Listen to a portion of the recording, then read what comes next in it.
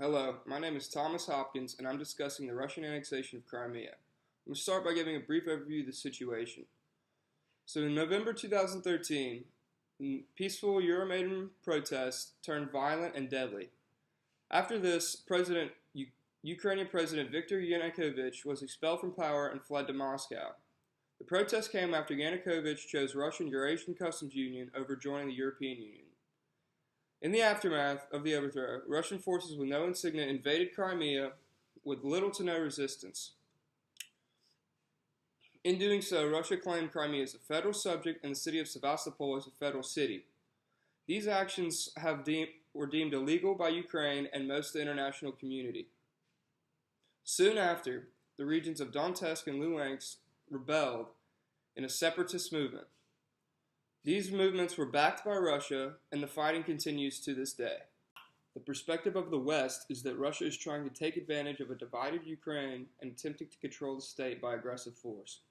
The West feels that Ukraine's sovereignty has been attacked and that Russia is moving on an expansionist agenda. Sanctions have been put in place to attempt to halt the fighting, but this seems to have only made things worse. Russia views it very differently. They view Ukraine, especially Crimea, as a mostly Russian country. They also saw the overthrow of Yanukovych as a plot to get a more Euro-friendly president in power. After all, the reason Yanukovych was expelled was because he'd backed Russia over Europe. Putin also sees NATO as expansionist and has been attempting to gain Russian border countries which would allow NATO troops right next to Russia. The liberalist view of the Ukraine situation obviously would back the European Union and NATO, because they are large international organizations. And in a liberalist view, international organizations are a key role in achieving worldwide peace.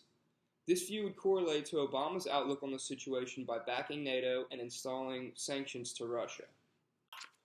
The realist view, which sees the world as anarchic and full of conflict, would say Russia is supporting its own national interests in Ukraine because countries will naturally do so.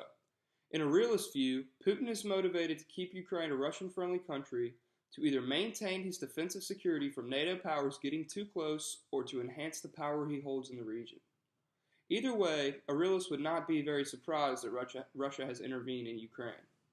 Some of my thoughts on the situation is that the European Union tried to pull Ukraine, a country that has a known division in it, while the Western Ukraine wanting to be more European and the East wanting to keep its strong ties with Russia.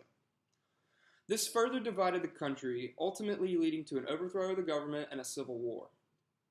NATO also tried to get too close to Russia, because if Ukraine was a NATO country, it could place NATO troops in Crimea, where Russia has rented a naval port in Sevastopol until 2042. This would bring a serious conflict of interest in Ukraine. I also think Russia acted too hastily and could have diffused the situation by more diplomatic means.